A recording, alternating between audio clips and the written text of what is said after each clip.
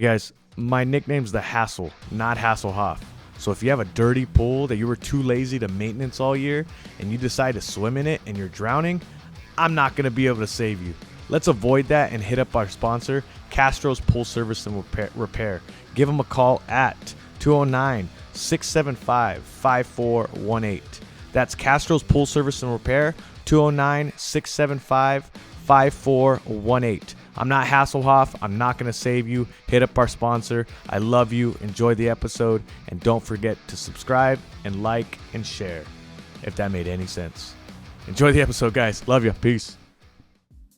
What happens when you get a married couple that quit their jobs to pursue their dreams? You get us, the hassle of hair. I'm Jesse the Hassle Diaz, a fighter out of Strike Fitness in Los Banos, California. My dream is to one day have at least one pro MMA fight and pro Muay Thai fight. Hi, I'm Cal, a licensed cosmetologist pursuing my dreams into finishing and opening up my mobile salon. Follow us on our journey as we search for people that went after their dreams And became the character in their own movie. Welcome back, guys, to the Hassle of Hair, episode 98. I have Paul Llanez here with me, and I fought with a few people on how to say your last name. People were saying Llanez. Right. No, it's Llanez. Crazy Mexican thing. I know. And Paul Llanez is a business owner from living currently. I live here, yeah. Living in Los Banos, and he's also a former PD. Still PD. Reserve PD, Yep. right? Yep. And doing that out of his love for it, not getting, if reserve PDs don't get paid. Nope. No paycheck. So. And he ran for mayor earlier this year, and unfortunately lost the mayor. Really, really close. Closest mayor race in California. Yeah. As a matter of fact, yeah. 50-50, Yeah. basically. Yeah. And he's what his business is called, Knowledge Saves Lives. And you tell us a little bit about that. Sure. So we are an emergency preparedness consulting and training firm. We oversee what's called site-specific training. So if you own a business or you work for a school district or a community college, you would call us and say, hey, I really am interested in site-specific emergency preparedness. So let's say active shooter training. We would send a team out to your site. We would build a curriculum based on your location. So how long does it take the cops to get there? What kind of doors do you have? What kind of door locks? How easy is it to evacuate? How easy is it to lock down? And then we put your staff through different scenarios and empower them to make the right decisions under stress.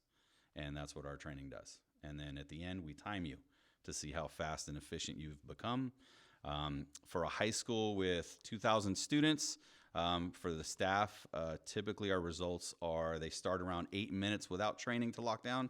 We get them under 30 seconds to do a lockdown. And so. you're not dealing with qualified emergency people. You're dealing with secretaries that run the front counter. Yeah, so we train whoever works there. Yeah. So if, at a school, if you're the principal or the part-time custodian, it doesn't matter. Everyone is trained exactly the same. Because you never know when an emergency is going to happen, first of all. And two, you have to work together as a team. The left hand needs to know what the right hand's doing. And so that's what we do. And you're in the police force, still are in the police force. Mm-hmm. You know how it is during high stress situations that your mind just goes, I like to say it's like tunnel vision. Yeah, it is. You can't see anything else what's right in front of you. For sure. Yeah. And how do you prepare a regular teacher or someone that's just a janitor? How do you prepare them for the chaos situation? So we treat it like I used to coach Little League. Yeah. And we treat it the exact same. If I were to stand here and tell you how to hit a baseball, you'd be like, okay, yeah, that's cool. And you'd turn into a bobblehead. Yeah. But if I put a bat in your hand and I start out slow pitching, you develop confidence to do it. And so that's the same way we treat our training.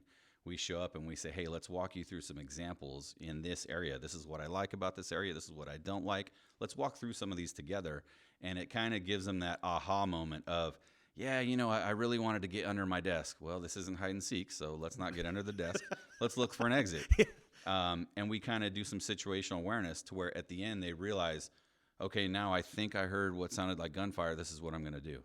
And we don't scare people. We don't try to intimidate people. I hate I've been a cop a long time, and I hate acronyms. There's an acronym for everything, right? Yeah. No, I want people to be comfortable in their own element and say, yeah, you know what? I have a key to that door. Well, you know, keys under stress are pretty bad. Fine motor skills go out the window. Let's find another avenue, or let's find another, you know, action, and just give people as many options as possible. And I think that's what has kind of built the business over time. I started this 11 years ago. We had 3 clients. Now we're in charge of a third of the state. For school districts. Yeah. And so awesome. We've grown, just kind of word of mouth. And before we get into because I do want, you have a pretty cool story. I have an interesting background. Yeah. Yeah. But before we get into that, do you guys do random, like checks? Like you do a random emergency check? Like you tell the school, hey, there's been a bomb threat or there's been a shooting, we're on site. Do you have them? No. And the reason for that, so there's a lot of different, I guess, ideology about active shooter training and that kind of stuff. One of the things that really kind of surprised me is school districts involving children in that sort of thing, the aspect of it. So I have 3 kids. My oldest, he's 22. My middle one, she's 14. And my youngest is 6. He just turned 7 last week.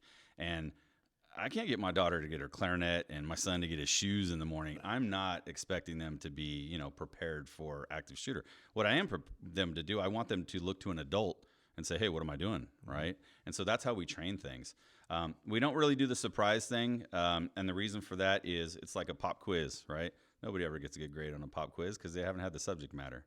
Yeah. So for us, we want to really teach them and educate them first, build their confidence. And then we do follow-up trainings. You know, we'll schedule them and come back. But one of the things that we use in our training is we do use a blank gun. And we will go out and do a quad and have the people tell them, hey, it's going to come. You know, here's some earplugs.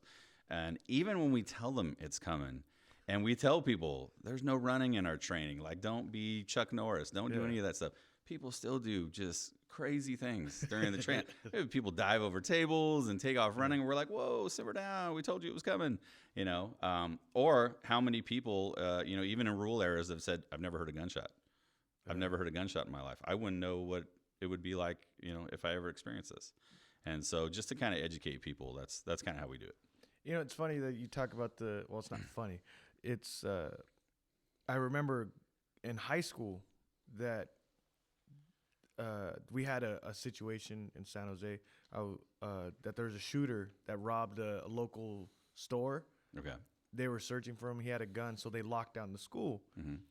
And as a kid, I wasn't thinking, okay, what do I got to do? I was right when the call came in or something. They told us, I forgot what happened, but they locked us down. Right when they locked us down, I looked to who the leader was. Right. To the teacher. Right. So I wasn't, even if I was trained, I'm still going to look to who the leader is. Right. Right. And luckily the teacher was calm. Yeah. Because if you have a teacher that's just going crazy, the kids are going to go crazy. For sure. No, for sure. Yeah. But that's yeah. And we look at it, you know, like and I've heard some school districts that, you know, they want to involve kids and that sort of thing. There's actually no evidence behind that. I mean, that's why our U.S. military, they don't send you to boot camp at 12. You know what I mean? They want you a certain age because there's you know, age appropriate adult learning concepts and things like that. But I mean, from a parent's point of view, if, you know, let's say you take your kids into the bank and you go to do your business, and then all of a sudden you see somebody come in with ski masks and a gun, you'd be like, oh man, the bank's being robbed. They're like, whoa, wait, it's just a drill. Yeah. You know, we're just doing it. You'd be like, I'm never banking here again, you know? But yet it's kind of okay for that philosophy with our kids in school, you know? So just depending on, you know, the school districts and that kind of thing. So I think there needs to be just more standardized approach to it. Yes. And I think I need to get better. Well, I shouldn't. We are all, in my household, we are all trained for emergency situations. I do need to get better at, because that's one thing I don't ask myself. What's going to happen if there's a fire? For sure. For sure. I'm not even prepared right now. Yeah. Like, what are we taking? Like, so let me tell you this dirty word. There's a dirty word, and especially married people, we all know this dirty word: assume. That is, my wife and I went to Target one night, and we took our youngest with us, and he was probably about 4 at the time. And I'm an emergency preparedness guy. That's what I do for a living, right? Yeah. We come home, and I hear a noise upstairs. And I thought, holy crap, house is being broken into. While, you know, we're coming in the house. And I'm armed. I take a gun with me everywhere I go. And I tell my wife, stay right here. I'm going to check it out. I run upstairs and I start doing the whole, cop thing, clearing my own house, which is weird. And I get moving around, and we have this closet in the hallway where we keep all, blankets and stuff. Closet door opens. Black sleeve comes out holding a butcher knife. And I thought, okay, here we go. I got to revert to training, point down range, load, make ready, right? And out steps my wife holding a butcher knife. I'm like, what are you doing, right? Yeah. And that could have been all bad. And I said, okay, we need to have a talk. And she said that dirty word. I assumed you knew I was going to back you up. Yeah. What are we talking about? And my wife's a nurse, and I thought, hey, we seriously need to have a discussion because I assumed something, she assumed something, and we've never had that talk, and I do it for a living. So that's totally on me. And in hindsight, hey, we left our 4-year-old downstairs, and it ended up being something stupid. The cat knocked over an Amazon box or something, thank God. But that's crazy. Yeah. But it's just something that now I tell everybody, hey, have that conversation, We were loaded up to take the kids to the Gilroy Garlic Festival the day of their active shooter. And my wife got called into work. And so we had a discussion about that. Hey, what would have happened? And she said well, you're a cop. You always got a gun. Yeah, I'm not trying to get into a gunfight with my family. You know what I mean? So we need to have a discussion. And we've had some great discussions about it. And we try not to assume anymore. It's funny. You say that your wife said, "Oh, you're a cop. You have a gun," and the same. I fight for strike, and the one thing I'm always training. The one thing my wife says, because even when it comes to road rage, I always tell her, "Why are you yelling? What's the point of yelling? What's gonna happen? They're gonna stop. What if you're by yourself? What's gonna happen?" Yeah. And she's like, "Well, you're here. You could just fight them." I go, I don't want to fight. I know what happens when you fight. You get hurt. Yeah, right. Yeah. Don't sign me up for something I didn't. No, for sure. So it's just funny. It's just, I feel like people that have been in high stress situations know that they don't want to be in those high stress situations. Right. They want to take the easiest route. Right. Yeah. Avoid at all costs. Yeah. That's what I was gonna ask you is what's one of the most high stress situations you've ever been in? Oh man, a little bit about my background. I actually started in security. I started as a bouncer, and so I've been in some pretty scary situations. I was involved in a shooting before I ever got into law enforcement. I know that recently. Try to put the mic. Oh, you don't have to be right next to it. Okay. Just have it directly in front of you. Sorry. That's right. Yeah. Okay. I was on a narcotics task force for a long time, and my wife and I, we had our daughter, and our daughter was about 12 days old, and I went back to work from family leave, and the day I went back to work, I was involved in a shooting in Merced, and a police officer was shot next to me. We were actually in the same room, and it was one of those things that, extremely high stress, when everything happens. But my initial concern was, oh my gosh, my wife just had a baby and she's going to watch on the news that, hey, there was a shooting in Merced and an officer was shot and that kind of thing. My stress at the moment was revert to training, do what you got to do. But afterwards, I had more stress, honestly, about, man, I need to call my wife and, reassure my family, hey, everything's fine. I'm fine. The officer ended up being okay. But yeah, so that's, unfortunately, I've been in a few. I am the Police Officer Association president. So I am called out whenever there's a critical incident, which unfortunately has been a lot. I was the first one at the hospital when our 2 officers in 2017 were shot. So I was in there before they even went into surgery. And to me, that was more stressful for me than my own events. Yeah. Having to do whatever I could to reassure those guys and their families, and everything worked out. But yeah, so police work is it's a crazy thing. Because I have a few buddies that I used to train. One guy I used to train with, his name's Vinny. Yeah, Vinny? Yeah. I love that dude. That dude's awesome. But I've seen him change from the kid because he started with the academy when he was 21. And then he got out of the academy. And then now he's just so much more mature. Yeah. Not a bad thing. It's not a bad thing. Right. It's just he's mature now. And I used to see him as this young kid, and now it's like he's seen a lot, and you could tell, but it's changed him in a good way. Yeah. But as a police officer, you're seeing the worst of the worst every day. Yeah. Nobody ever calls the cops because they're having a good day. Yeah. Right. Yeah. You know, we're not firemen. Nobody's happy to see us. Yeah. So no, and for sure, and for just the times that have changed in law enforcement. I mean, I was really fortunate when I got into it. I started in 2002 when I got into it, and it's very different than it is now. You know, body cams, for instance, and the audio stuff. You know, people thought, hey, we're going to weed out, you know, the bad cops with the body cams. I'll be honest with you, we found more people that were liars that were, you know, accusing cops of things. That's what the body cams did. Yeah. You know, and so it's just kind of a different culture now. Yeah. You know, would I do it again? Probably, but in this time frame, no, I wouldn't. I mean, Vinny and some of these young guys, I mean, bless their hearts, what they're up against. So, and the other thing too is, you know, we're in California. Nobody stays in jail. You know, in law enforcement, we wanted to solve problems, and it's really difficult now when you have legislation and rules and policies that are like, you're not solving a problem. You're putting a Band-Aid on a boat, and good luck. And so, and I've had in my childhood, I lived in one of the worst areas in San Jose. When I was in high school, when I was younger, growing up, I grew up over there by Overfelt High School, which is a bad area. And then I grew up, when I turned 18, I moved to apartments on McLaughlin and La Crescia. It's one of the really, really bad areas in San Jose. So you get to see what it's like. I got to see what it's like when you're around the really bad people. And coming to Los Banos and living where I'm at now, my daughter doesn't have to. You appreciate it, yeah. Yeah, I appreciate it so much more. Like living here. Yes, there are bad parts, and there are bad people, but it's not like I was walking home from work. I used to work overnight at Target, and I got robbed at gunpoint. Oh wow. Yeah, and I didn't know what to do. Yeah. It's one of the reasons why I went into martial arts, because this guy and this girl were following me, and I had to park outside because me and my roommate only had one parking. So it's the middle of the night, and I'm walking, and I just feel somebody right behind me. I feel them. I just feel like it was a bad situation. Mm-hmm. It was just they're about 100 yards away from me, and I could just feel them like they're tailing me.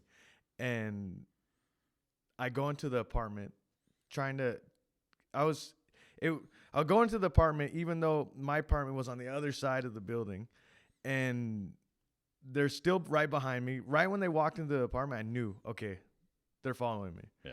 And so I'm just trying to walk slowly, not run. And I ended up turning right into a dead end in the apartment. And then I turned around. I was like, oh, I don't know what to do. So I turned around and I go, hey, guys, how's it going? Like I was going to walk by them. Right. And right away, it's like, hey, they asked me if I gangbanged. Yeah. And then the girlfriend took everything out of my pockets. The guy just had me right there. And it was such a crazy feeling, because it was like, take everything, but I still don't know if they're going to. Right.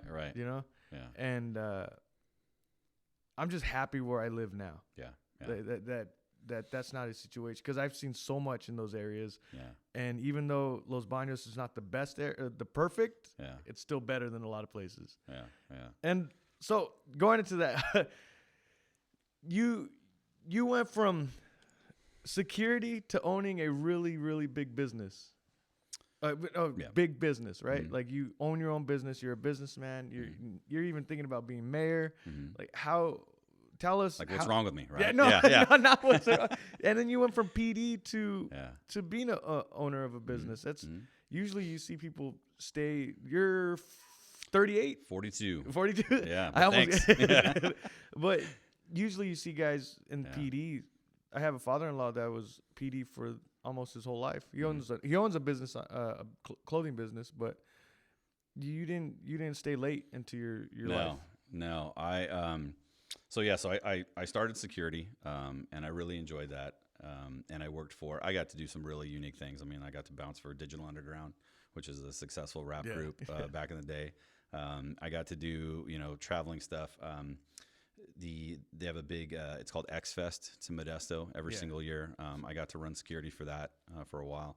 So I got to do some really fun stuff. And then I was involved in an incident where we didn't let this guy into a club one night as we were closing, and his brother was inside, and we didn't know that. And brother grabs an unopened beer bottle and cracks me over the head, and a few staples and a bunch of stitches and surgery and that whole mess. And I had just had my son at the time. He was like 2. Right. Man, you're getting into some bad situations. Right. And so, yeah. So, I was 21 at the time, and my son was 2 years old. And I thought, hey, here I am doing this, making minimum wage, working at a bar. I gotta do more. I gotta do something. And so, hey, I know if I'm going to get hurt, I might as well have insurance and become a cop. Yeah. And that was my thought process. So I went to the academy, and what I did though was I was 22 and started my law enforcement career. And I said, hey, I don't know if this cop thing is going to work for me, but I'm going to set out a long-term plan. And so I told myself, all right, I'm going to be a cop by the time I'm 23. I want to be an undercover cop before I'm 30. And I want to run $1 million business before I'm 40. And that was my long-term plan. And I've kind of just stuck with it. And God willing, I became an undercover cop 20 months later after starting law enforcement. So I did that early. And then, my company, we started doing really well. I was about 38, so 37, 38. And kind of just stuck with the plan the whole time. Yeah. And knew, hey, I'm going to get roadblocks. Things are going to come up in the way. And I've always told myself, they're going to be learning experiences. I'm going to learn how not to do that again, or learn from it. And that's kind of just what I've stuck with. Did you know you wanted to do the specific business you're in now? Did you know that you wanted to do that? No. So you just said, I want $1 million business. I said, yeah. No idea. No clue. No, I didn't. I really had no clue. Yeah.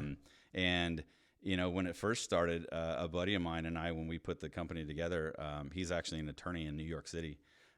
He was working for the IRS, and we would joke that a cop and an IRS guy will never have good ideas, right? We're never going to, but we saw the need. We saw that people were saying, hey, I want to learn about emergency preparedness. I want to learn about this. And I don't even know where to start, and I don't know how to solve some of these site-specific things that we have. And so that's kind of how we put it together.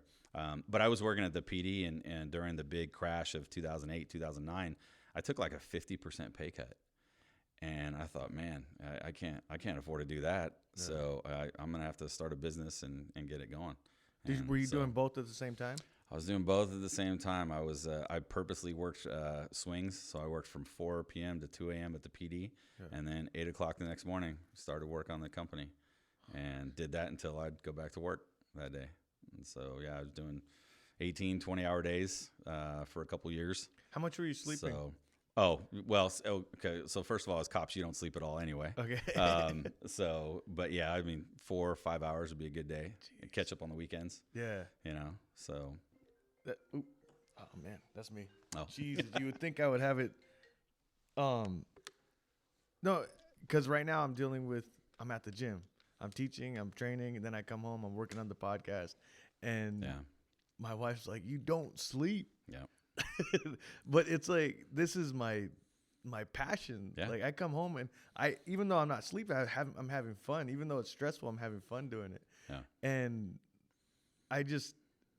it's just crazy to me that people don't think like that. Like they don't think, okay, even though I have a job, I'm going to go home and work on what I want to do for the rest of my life. Yeah. Stress is doing something for someone else. Passion is doing something that you enjoy. Yeah. And so that's always been the thing is like, I work on the company and even when I retired from the PD full time, I told myself that, I won't be 8 to 5. I'll be 8 till whenever. Yeah. So I'd rather kill myself working 100 hours a week, for me and my goals than, 40, 50 hours a week for something else. And so that's kind of how I've just kind of taken it. And what was your first client? Who was your first client? How did that feel? So, yes, we actually took almost 3 years to build our curriculum. We didn't do a training for almost 3 years. And so it took a while. And the first training we ever did actually was for Pacheco High School here in town. That was the very first live training we did. And then how did that feel? Like, how did that, was it nerve-wracking? Was it? No, because I had some great instructors, and I still have some great instructors. And so I just, put everything in their hands and people loved it. And the thing too was, we didn't know it, but there was some staff that was from Charleston school that was part of the training. 6 months later, they had a person show up with a gunshot wound in their parking lot during a school day, and they reverted back to training. CHP went out there and handled it, but they thought that it was a field trip or something because they couldn't find anyone. So they thought the school was empty. Yeah. And they said, no, some of us have just had active shooter training, and we reverted to training and did what we were supposed to do. And so we took that as, hey, it works. Yeah. It works. Let's keep going. And so then we went from there. So when did you know that, okay, it's finally worth the work? Like, meaning, like, when did you know that it was finally working, that it was being successful? So the business. Yeah. So I kind of gauge success a little different than most people. Yeah. I look at it. Do you swim? You go swimming? I know how to swim. Okay. You ever, as a kid or even now, have you ever held your breath like as long as you possibly could? Yes. And you ever get that feeling that right before you get up to the water, you're like, oh, that was a bad choice. I went a little too long, you know, and you're holding your breath. And that little bit of stress and, you know, that first breath you take, I tell people that's how I feel about a business. If you want something as bad as you want that breath that you're coming up out of the water, that is how businesses succeed. And so that's how I treat it, honestly. You have to want something that bad. Yeah. And I don't look at my company as, honestly, I don't look at it as successful. I look at it as we're providing something that people need, and more people now realize they need it. And we've had so many awesome things happen. Before the pandemic, I got a phone call from Netflix asking if they could include us in a documentary. And we were super excited. We were like, why are you calling us? You know? But they had picked 3 organizations in the nation to do this active shooter documentary on, and we were one of them. And then, of course, you know, everything fell off. But hopefully that's a lot of stories. You know, it's crazy because a lot. Yeah, I was gonna do this and then COVID. I was yeah. So, but yeah. So that, I mean, to me, is KSL successful? I mean, it is, but we can do a whole lot more. You know, we are. We're getting there slowly. So, but I think success is a day by day thing. Yeah. Yeah, but I didn't wake up one morning and be like, "Whoo, all right, I'm here," you know, because I always want it to keep going, keep growing. So, it's a lot of people. They've heard me say it. Like, I'm training, I'm coaching, I'm doing the podcast, and there's so many days where I just like, it feels, okay, it's not gonna work today. Yeah, it's not gonna work today. It's not gonna work today. And then I wake up the next morning. I was like, hey, it's another day. Yep. Yep, absolutely. Yeah. And then the weekend comes, like, man, I did a lot this week. Yeah. And then Monday hits, it's like, man, you got a lot to do. No, for sure.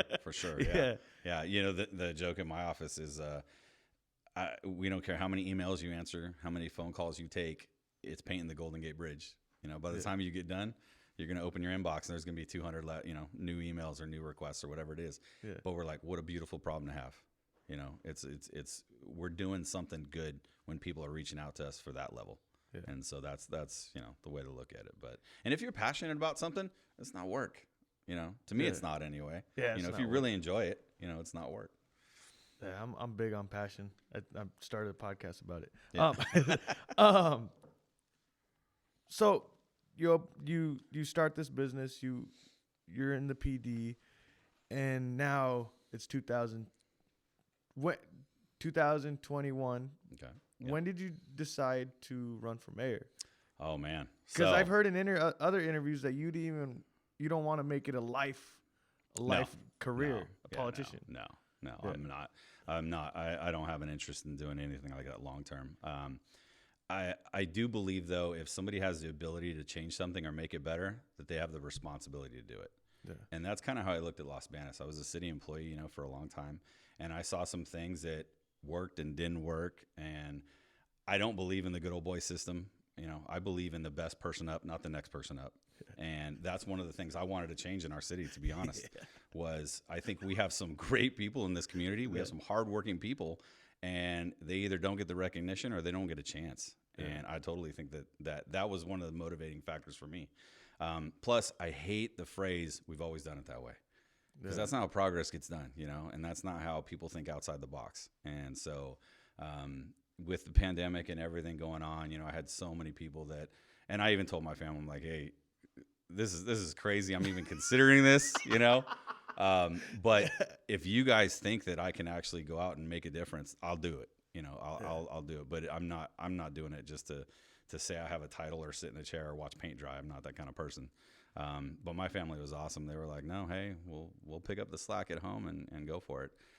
How did it feel going from, I mean, people know you in town because of the police department, but you went from just living your life to there being a bunch of signs all over town, everybody knowing you, everybody. Yeah. Still can't pronounce my name. But Yeah. it's all right. Yeah. And then politics are so weird, right? It's either you're rooting for one person and you hate the other person. Yeah. And it's so weird because I would talk to some people. It's like, oh yeah, I'm gonna vote for Paul Llanez, and then I talk to, I'm not gonna vote for that guy. Like just like it's, you don't even know this guy. I don't understand. How did that feel just going through that? Yeah, and I have some friends that are into politics, and they all warn me. They all warn me, like, man, you can go from the hero to villain in 30 seconds without doing anything, And honestly, I don't really care about any of that. I work with some, in Orange County, we're in charge of a 3-year active shooter training program down there. And so I work with the board of supervisors and the district attorney and, people down in Orange County. And, not that Los Banos is, any better or worse, but it's not Orange County, it's Los Banos. So here I wanted to stay on that first name basis. I wanted people to call me and text me and ask me questions and learn about, my ideas and policies. And that's the way I wanted to do it. And I knew that, I had some people on Facebook, which I thought was funny, who I'd arrested previously, who were, making comments about me. I didn't expect the best comments from those people anyway, So it is what it is, the price of doing business. But either way, no matter how people, felt or had an opinion or whatever, I wanted them to know that none of that changed my focus at all. I can handle all that stuff. I mean, I dealt as a law enforcement officer, right? You don't deal with people on their best days. So, if people put me in a situation in a room where, hey, let's see if we can change this guy's beliefs or his, ideas or his integrity, that was never going to happen, no matter what anybody said. So, I knew that going into it, but yeah, the signs were a bit much, man. I was tired of seeing myself there for a little bit. So I didn't realize because it wasn't just your signs, it was also Tom's signs too. And it's just everywhere. And you know how I was laughing the other day because I thought about it, and you know how on the internet you just get spammed. Right. With a bunch of ads. Oh, right. That's how it felt like for like 2 weeks. It's just spam. Like, oh, Paul Llanez, Tom. Tom I can't say his last name. Oh, Faria. Yeah. Yeah, Faria. Yeah. And now Tom's our mayor, but it's just, it is such a weird process. It's such a weird process because I didn't know you guys before. Yeah, right. And all of a sudden, you guys are just in my head every time I leave this my house. Yeah. And but is it when you go for mayor, right? When you go through the process, are you determined to, all right, I'm going to change this, or is it let's get into office, let's see what I'm dealing with, and then? So actually my strategy was, let's listen to everybody. Yeah. I want to hear everybody's concerns. because I know what my own concerns are. But I have a unique perspective on things. I'm looking at it from a city employee, law enforcement officer.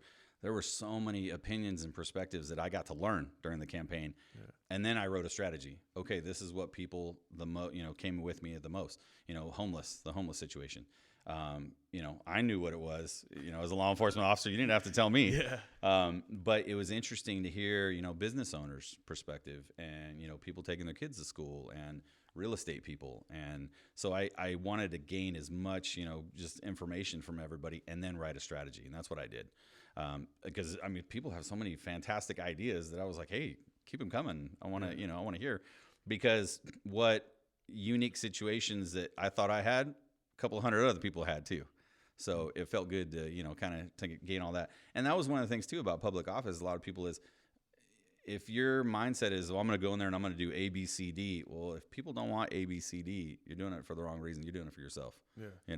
And so that was one of the things that I did a little different.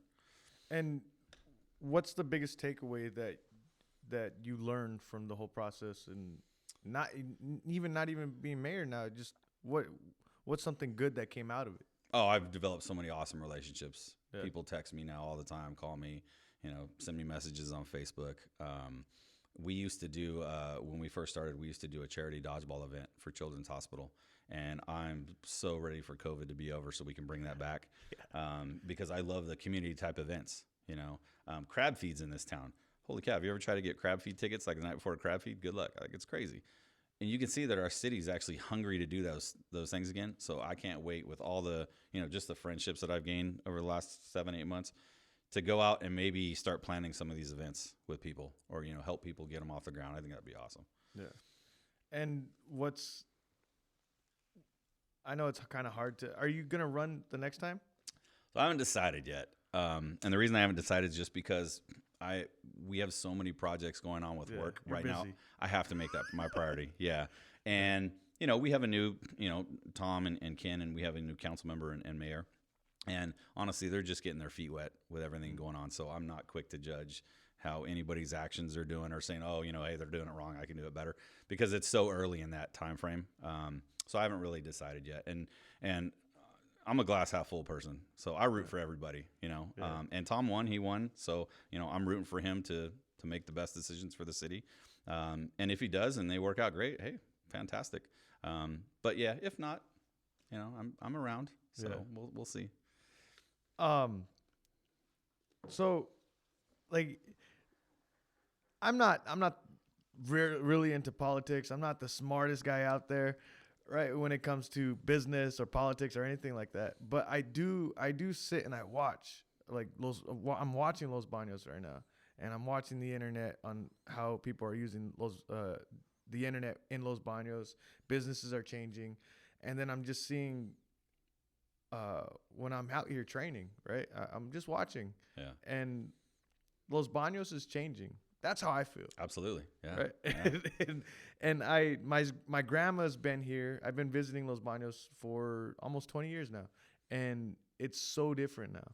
And like, I tell my wife this all the time. It's Los Banos, when you're going to high school here, I didn't go to high school here, but you hear a lot of people say, okay, once I get out of here, once I leave, like, I'm going to go do this. I'm going to go to San Francisco. I'm going to go to San Jose. Right. And like, do you see Los Banos growing into a bigger city than it is now? Like, do you see downtown getting better? And one of the reasons that I ran was we are growing, and to me, we're growing. It's almost not to scale. Like, for instance, we're building houses left and right. Right. We have the same number of cops patrol our streets as we did in 1988. Right. And I don't know what the population was in 88, but it sure wasn't 43,000. Yeah. And, that was one of my concerns was, hey, we need to grow, but we need to scale. It needs to grow evenly and infrastructure and everything else. Right. Because Los Banos, I don't think is going to slow down.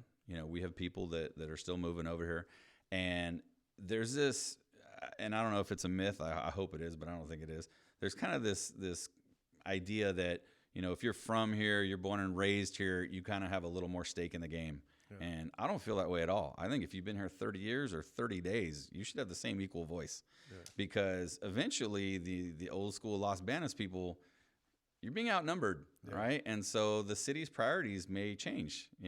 What kills me about Los Banos is, we have 4 ER beds, 40-some thousand people, and we have 4 emergency room beds. 4.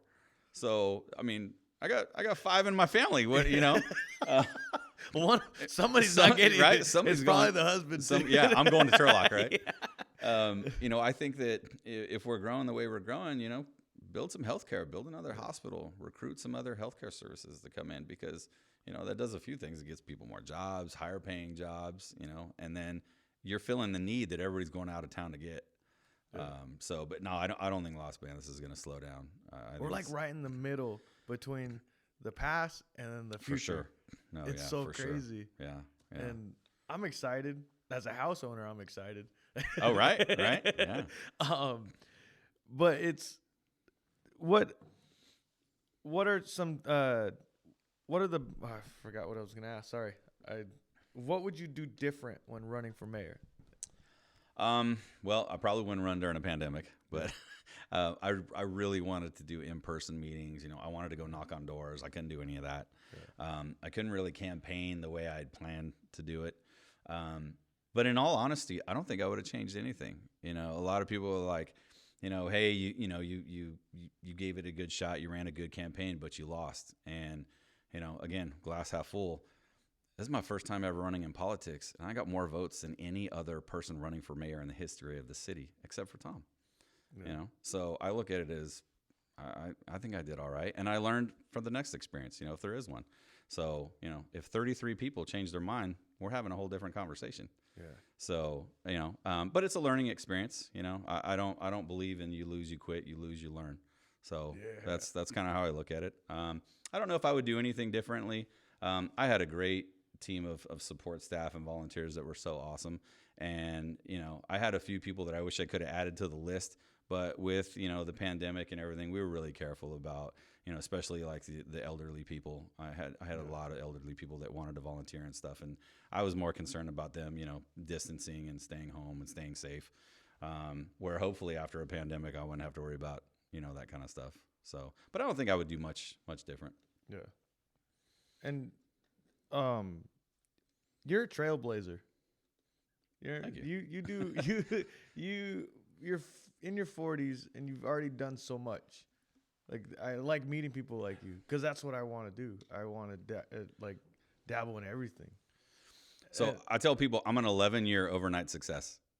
It took 11 years to get to yesterday. Yeah. You know, it's honestly, I can tell you so many failed contracts and failed clients and swings and misses. And looking back at it, I think that's what helped me. And, you know, if there's a young business owner or a young person that's wanting to pursue something, you're not going to be judged, you know, on your success at the end. You need to judge yourself at how many times you fail and how many times you get back up. Yeah. Because that's really what it all comes down to.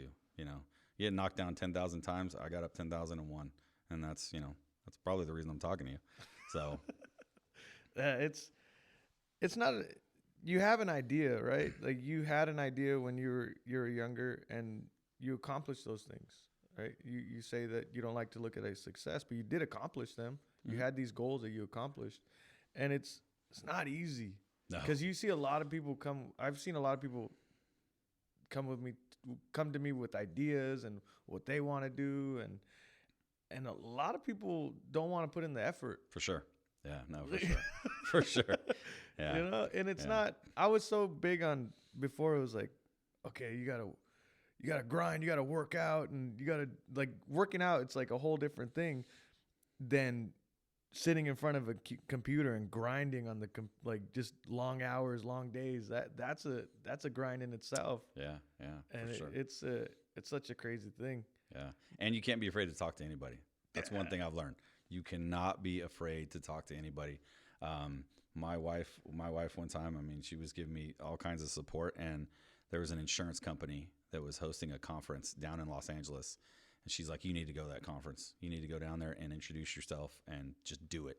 And I jumped in a car at 5:00 in the morning and I drove down to LA and I cornered the chief of operations during lunch. And I said, hey man, you don't know me. I just want 5 minutes of your time to tell you what my company does. Yeah. And he said, I'll give you 5 minutes. Okay, thanks. I jumped back in the car and I drove straight home. And a year later, we got a multi-year contract with the largest school insurance company in the state. That's awesome. But it was one of those that I had to listen to her and just do it. You know, well, just don't be afraid. This is the thing. Like, I've heard people tell me, like, oh, you have the personality for what you're doing, and you're able to be social. I was never this social. It's hard work. Right. Having to gain the courage to go talk to people or even message people on Facebook and Instagram. Yeah. This took work. It's not easy. Yeah. It's not easy talking to people and because you don't know what they're going to say. Right. And a lot of people brush you off. It doesn't matter if it's business or you're looking for something through people. A lot of people brush you off and there's a lot of no's. Yeah. Oh, yes. Yeah. If you take rejection personally, business is not for you. It really isn't. You know, you just have to, okay. You know, I had a client who, man, I pursued this client for like 2 years and nothing but no's, you know, rejected emails and all this stuff. And then all of a sudden one day my office gets a phone call. Hey, they'd like a meeting with you. Really? Like, are you serious? Yeah. You know, and that kind of feeling about, you know, okay, sooner or later you'll come to us. You know, we'll put a good product out there and we'll be, you know, the standard and you know, eventually it happens. But I didn't take it personally, like, oh, I never work with them, and you know. Yeah, there's two type of people. There's you that said, okay, let's do it, And then there's that other person that says, well, they blew me off before. I'm not gonna talk to them. Yeah. Yeah. Like spiteful people, very not envious. Yeah, spiteful people. People that are like, there's a lot of people out there. Oh, for sure. Yeah. And even running for mayor, I mean, I had people tell me all sorts of stuff. I learned all kinds of things about myself that I apparently didn't know. I had people telling me, oh, you're in such and such's pocket and all this stuff. And I've been in law enforcement 18 years, and I've seized millions of dollars, and no one has ever questioned my integrity. Yeah. I go to the county and run for office, and they're like, "Oh yeah, this guy's totally being bought." I'm like, "Are you serious right now?" Like, so yeah, I've heard it all. I want to dive into more of that because I find it crazy.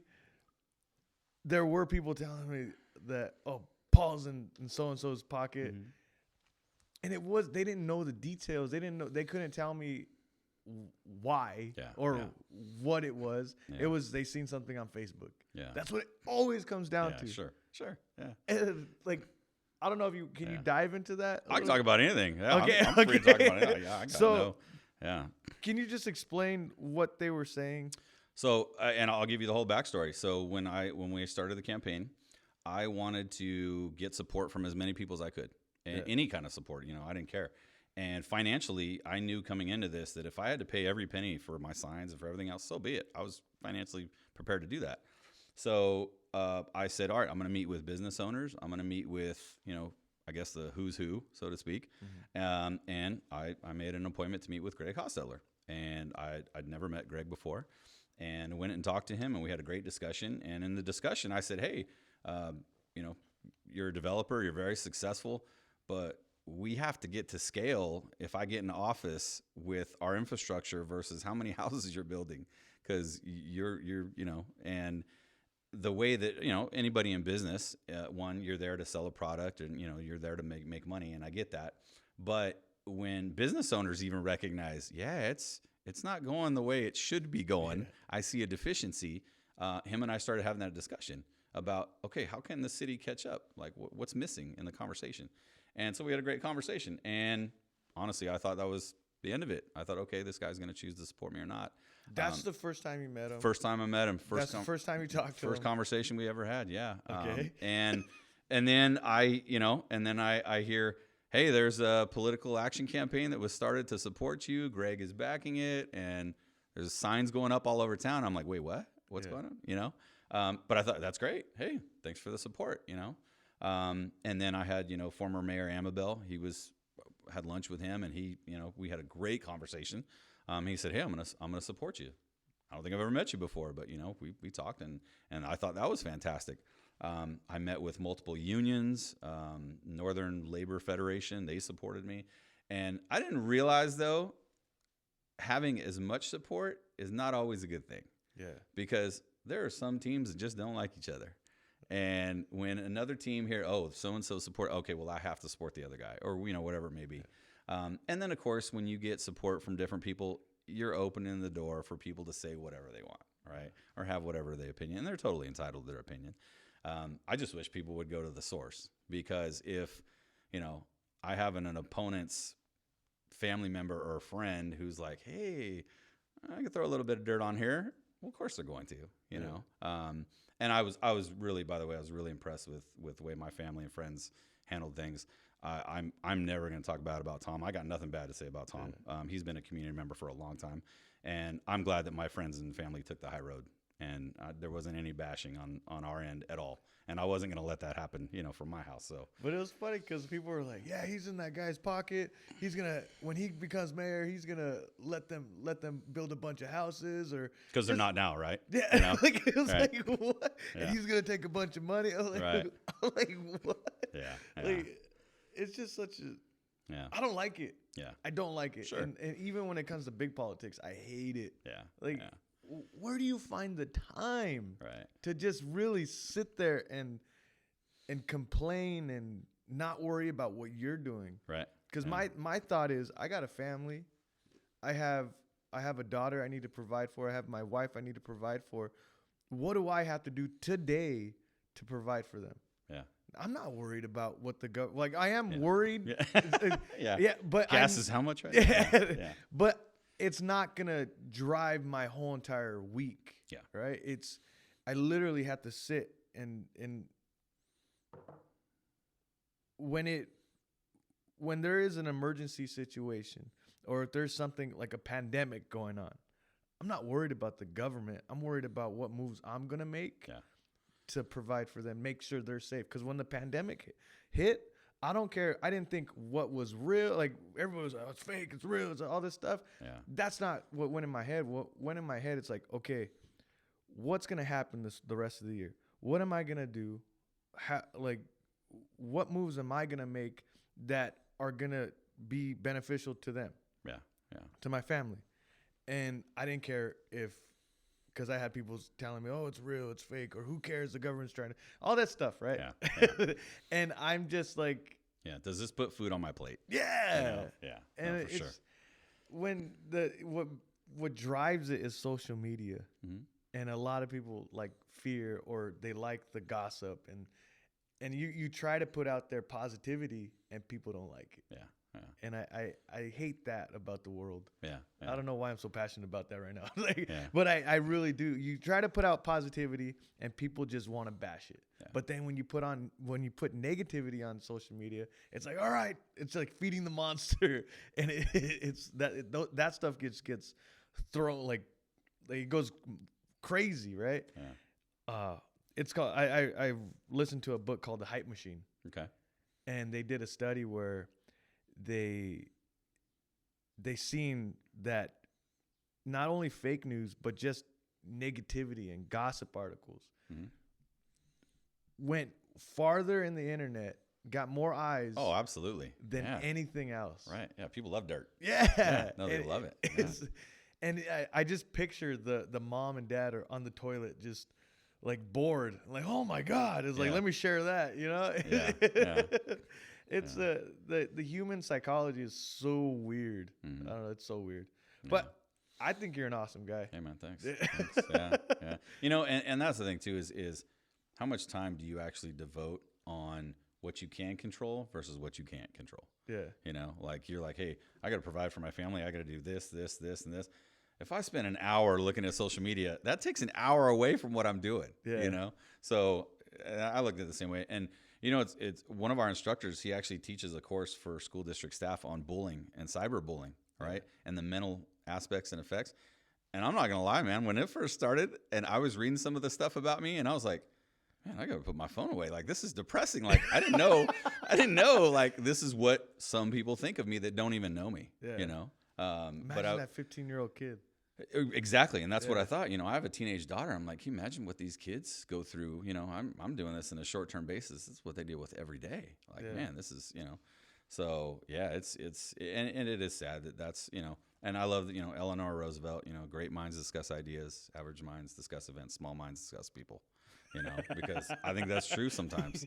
You know, and we can all switch. You know, every once in a while, because everybody likes to gossip once in a while. But we got to focus on the bigger picture. Yeah. Yeah. Do you have any advice for anybody going after their dreams or their passions and their business? Make a plan. Yeah. Make a plan. I'm a huge fan of strategic planning. Make a plan, and I don't mean a timeline. A lot of people get that confused. A timeline is, you know, I want to do this in 5 years, this in 10 years. Okay, what are you going to do every day for those 5 years? What is your plan to do it all?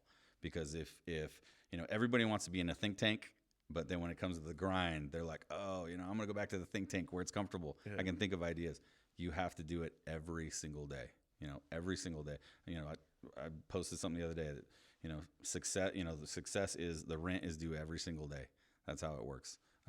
Because, you know, even in business or, you know, whatever it is you're doing, however I walk into work every day, I'm either going to leave my business in a better place or a worse place, but not the same as I walked in. And it's, every day you have to have that mindset of, okay, I got to make this place a little bit better than it was yesterday. Yeah. And just keep doing it. Just keep doing it. So, and you're going to get rejected. You know, people are going to get, you know, if somebody says, oh, I did this and I became an overnight success, well, then you didn't dream big enough. You know, you got to dream bigger and go after something larger than that. So it's every day. Every day. People don't understand that. Like, yes. I know people that, okay, not today. I'm going to take time off. Or when it comes to working out, when it comes to just doing what you want to do, it's every day. Every single day. Yeah. And, I've been really fortunate. I mean, my family is so awesome. My son, I had him, I was 20 when I had him, and I heard this kid doesn't stand a chance. His dad barely graduated high school. He's 20. And he's graduating in 4 weeks from the University of California, Santa Barbara. That's awesome. He's the first with my last name to graduate from the UC system. And so he did that all on his own, not me. I didn't go to school for him. I didn't do his homework. That kid's way smarter than I am. Hey, you fed him. Right, yeah, But when people look at you and say, this person's going to be a statistic, I mean, nothing tastes better than proving people wrong. Yeah. So, but yeah, for your listeners, I mean, if there's somebody out there that's passionate about something, just remember, it's due every day. You got to pay it every single day if you want results. Oh, yeah. Thank you for doing this, Paul. Yeah, man. Thanks for having me. Yeah. And, I had my thoughts on what you were going to be like, and it's exactly like that. And it wasn't how some people were telling me. And not that there's a bunch of people out there telling me that you're a bad guy. Facebook group. Facebook groups. Yeah. And thank you for doing this. No, man. Hey, thanks for having me. I appreciate it. You guys, don't forget. I had to start doing this. It feels weird. Yeah. Don't forget to subscribe, like, comment below what you thought. But yeah, I love you guys. And shirts coming out. Shirts are coming out soon. All right. Peace.